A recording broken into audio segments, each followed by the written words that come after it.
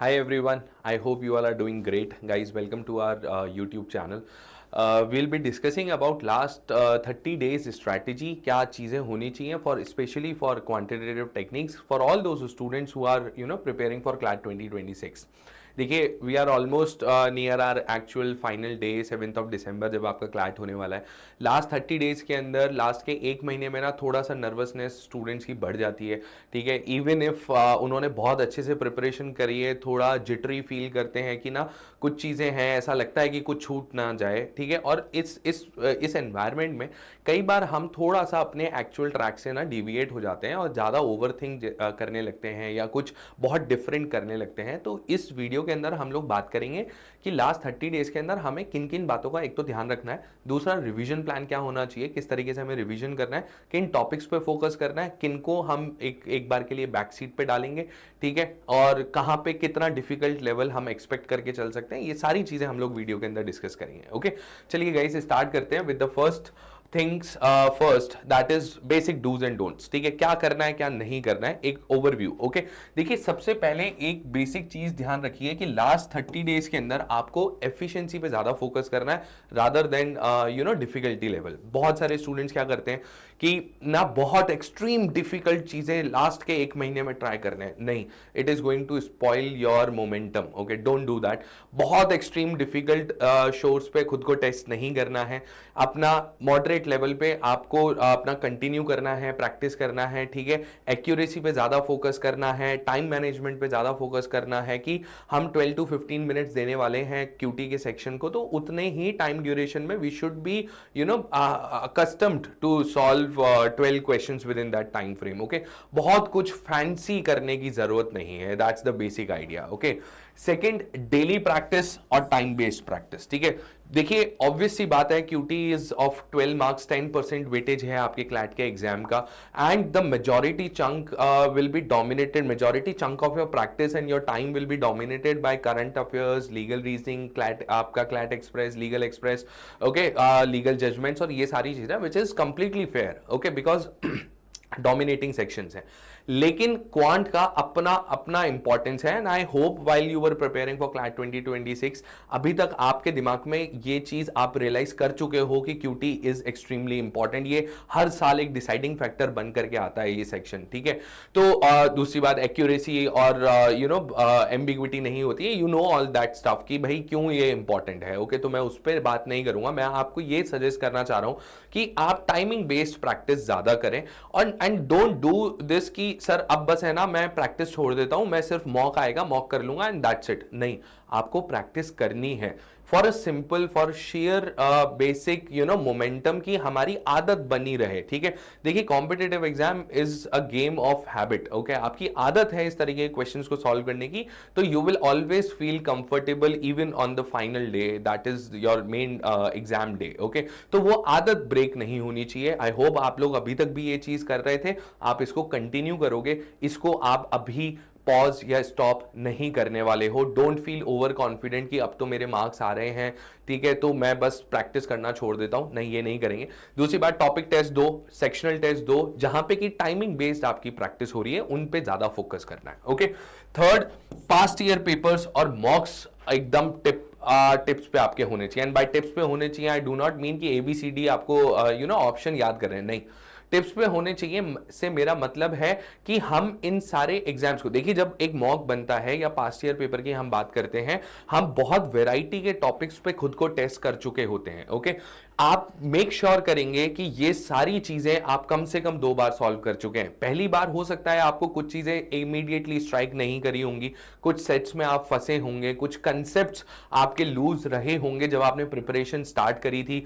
Now is the time कि आप उनको दोबारा करेंगे. ठीक है, and you will build your confidence in that, क्योंकि जब आप दूसरी बार सॉल्व करते हो, ठीक है, आप तीसरी बार सॉल्व करते हो, तो you are always high on confidence, क्योंकि आपको बार बार एक कॉन्स्टेंट रियलाइजेशन होता है कि I am able to do that.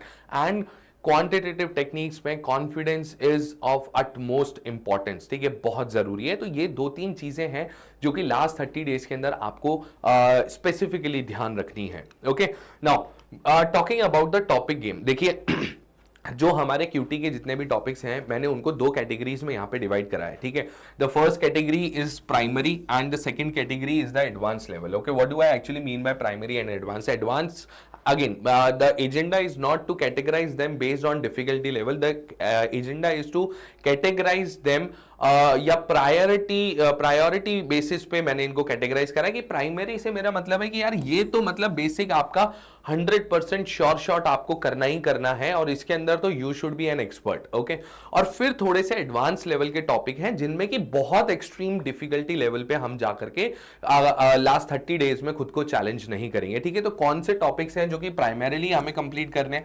That is percentage, profit loss, discount. Okay, SICI एक टॉपिक है, सिंपल इंटरेस्ट, कंपाउंड इंटरेस्ट, उसमें से मैंने सिंपल इंटरेस्ट को यहां पे कैटेगराइज करा है, ठीक है। Ratio, average and mensuration. Okay, these are also the topics which have been asked in previous CLAT exams, okay, right from CLAT 2020 to 2025। okay, यहां पे एक बात ध्यान भी रखना, मैंने मेंसुरेशन को भी इसके अंदर इसी कैटेगरी में डाला है। ओके, बहुत सारे स्टूडेंट्स क्या करते हैं, लास्ट के 2 साल के पेपर देखेंगे, लास्ट 1 साल का पेपर देंगे और उसी के बेसिस पे ना खुद की प्रिपरेशन को उसी के आसपास आप रिवॉल्व करते हो।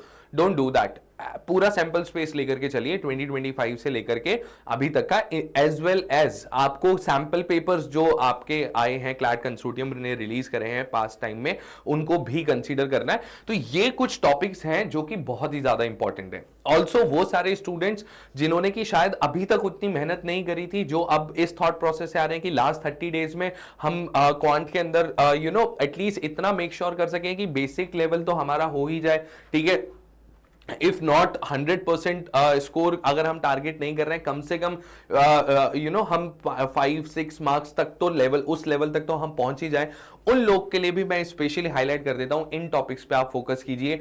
ये आपको मेक श्योर करेंगे कि you are at a decent level. Decent से मेरा मतलब है आप एक ऐसी स्टेज पे हैं जहां पे कि आप शायद 2 में से एक केसलेट या out of 12 you are at a stage where you can easily solve 5 और 6 questions with your best accuracy. Okay, तो ये टॉपिक्स बहुत ही ज्यादा इंपॉर्टेंट हैं। इनका इजी टू डिफिकल्ट लेवल, सारे लेवल आप, whether it is easy, moderate, tricky, difficult, जो कैटेगरी डालनी है, जो कैटेगरी बनानी है डिफिकल्टी लेवल की, आप बना लीजिए। मुझे इन एंड आउट पूरी प्रिपरेशन चाहिए इन सारे टॉपिक्स की। ओके, फिर मैंने कुछ टॉपिक्स यहां पे एडवांस लेवल में कैटेगराइज कर रखे हैं। By advance level again as I said, not difficulty point of view से मैं यहां पे बोल रहा हूं कि ये ऐसे टॉपिक्स हैं जिनपे की क्वेश्चंस अभी तक नहीं आए हैं, but at no point I am saying कि पूछे नहीं जा सकते। ऑल्सो ये टॉपिक्स हैं जो कि ये पहले वाले प्रिलिमिनरी जो टॉपिक्स हैं इन पे डिपेंडेंट हैं। जैसे आपने परसेंटेज कर लिया तो प्रॉफिट लॉस, डिस्काउंट, SICI में आप कंफर्ट फील करेंगे, लेकिन पहले मेक श्योर करेंगे कि ये बहुत अच्छे से हो जा रहा है और फिर मैं इनकी बात करूंगा, ठीक है। तो जैसे कंपाउंड इंटरेस्ट आ गया, मिक्सचर एलिगेशन है, पार्टनरशिप है, time and work, pipe and cistern है, टाइम स्पीड डिस्टेंस है। टाइम स्पीड डिस्टेंस थोड़ा कॉम्प्लेक्स स्टूडेंट्स को साउंड करता है, थोड़ा लेंदी भी है टॉपिक, ठीक है। काफी सारी चीजें हैं। ओके, रिलेटिव स्पीड भी करना है, ट्रेन्स भी करना है, बोट एंड स्ट्रीम्स भी करना है, रेसेस भी करना है। तो ये सारी चीजें एक बार के लिए लास्ट 30 डेज के लिए थोड़ा सा बैक सीट लेंगी। पहले मैं इसको कंप्लीट करूंगा और फिर मैं इनके पास में जाऊंगा, ठीक है। और फाइनली आता है क्या, Venn diagrams. Again as I said, easy है वेन डायग्राम्स। आई होप आप सब जानते हैं कि it is a very simple concept. Okay, but ज्यादा प्रैक्टिस मुझे किसकी करनी है, इनकी करनी है। प्रायोरिटी पे मुझे प्रैक्टिस किसकी करनी है, इन टॉपिक्स की करनी है। ओके, और फिर मैं इनको सॉल्व करूंगा। देखिए यहां पे मैं वापस हाईलाइट कर देता हूं, ये टॉपिक्स इग्नोर नहीं करने हैं, बिकॉज अगर आप जैसे फॉर एग्जांपल हम ट्रेन्स की बात करते हैं, ठीक है। ट्रेन्स की आप बात करोगे तो ट्रेन्स और रिलेटिव स्पीड पे सैंपल पेपर के अंदर केसलेट आ चुका है, ठीक है। टाइम एंड वर्क के एसेंस को यूज करके एक सिंपल सा caselet CLAT consortium sample paper के अंदर दे चुका है। ओके, तो these topic are not to be ignored, but हमें इसके अंदर बहुत एक्सट्रीम डिफिकल्ट लेवल को नहीं टच करना है। हम यहां पर इजी टू मॉडरेट लेवल की चीजें करेंगे। कंसेप्चुअली हमें बहुत साउंड रहना है इन टॉपिक्स में, लेकिन बहुत एक्सट्रीम लेंथी कैलकुलेशंस, बहुत एक्सट्रीम डिफिकल्ट लेवल के क्वेश्चंस हम लास्ट 30 डेज में ट्राई नहीं करेंगे। Okay, now moving on to the next part which is the revision plan. Revision plan क्या होना चाहिए लास्ट 30 डेज का? तो देखिए सिंपल सी बात है, आपको यहां पर स्टैंडर्ड क्वेश्चन टाइप्स जरूर कवर कर लेने हैं। देखो यहां पे ध्यान से देखो, मैंने ये नहीं बोला है कि सारे स्टैंडर्ड क्वेश्चंस दोबारा करो। मैंने क्या लिखा है, क्वेश्चन टाइप्स। तो रिवाइज करने का तरीका क्या होता है, आपने आपकी बुक्स के अंदर जैसे क्लास नोट्स भी हमने प्रोवाइड कर रखे हैं, ये सारी चीजें आपके पास में है, पीपीटीज हैं, ओके, हैंडआउट्स हैं। आप उसके अंदर देखते हैं कि अलग अलग टाइप के क्वेश्चन है। अगर आपको किसी एक पर्टिकुलर टाइप के क्वेश्चन की अप्रोच इंस्टिंक्टिवली आपको समझ में आ रही है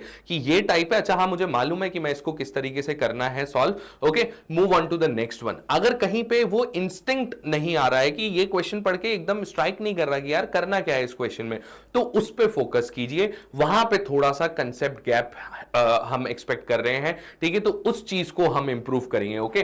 तो क्वेश्चन टाइप्स आपके सारे कवर होने चाहिए। दूसरी बात, हर टॉपिक के अगेन प्रायोरिटी क्या रखनी है, वही प्राइमरी और फिर उसके बाद में क्या एडवांस जो हमने कैटेगराइज करा था, ठीक है। फिर हम स्टैंडर्ड क्वेश्चंस के बाद में मूव ऑन करेंगे किस पे, केसलेट्स पे। तो क्या करना है, जैसे फॉर एग्जांपल हमने एक टॉपिक लिया परसेंटेज, मैंने फटाफट से परसेंटेज के सारे क्वेश्चन टाइप्स अपने कवर कर लिए, डन। कुछ 2-3 टाइप थे जिसमें कि मैं थोड़ा सा स्ट्रगल कर रहा था, उनको मैंने सॉल्व कर लिया, अपने नोट्स रेफर कर लिए, अपने वीडियोस रेफर कर लिए, बुक्स रेफर कर लिया।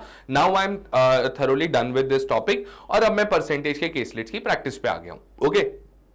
You have to do this with each and every topic, okay? तो प्रैक्टिस साइड बाय साइड, केसलेट्स की प्रैक्टिस साइड बाय साइड चलती रहेगी। वो कंसेप्ट का रिवीजन बहुत ज्यादा इंपॉर्टेंट है, क्योंकि आप सब जानते हैं कि केसलेट्स के अंदर जब हम स्टूडेंट को फंसाने की कोशिश करते हैं एज क्वेश्चन क्यूरेटर्स, ठीक है, तो वहां पे वो क्या करेगा, वो डिफरेंट टाइप के कंसेप्ट्स को यूज करेगा, ठीक है। थोड़े ट्रिकी कंसेप्ट्स को हो सकता है यूज कर ले, तो अगर वो कंसेप्चुअली आप वीक हो तो आपका वो केसलेट वहां पे टाइम ज्यादा कंज्यूम करेगा, क्योंकि you will have to fight it through, okay.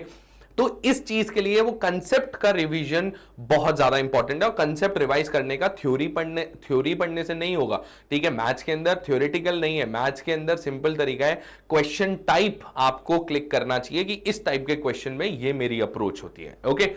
Secondly, focus on past learnings बहुत ज्यादा इंपॉर्टेंट है। देखिए सारे टॉपिक रिवाइज करना है, फेयर इनफ, कंसेप्ट पे फोकस करना है, फेयर इनफ, प्रैक्टिस करनी है, डन।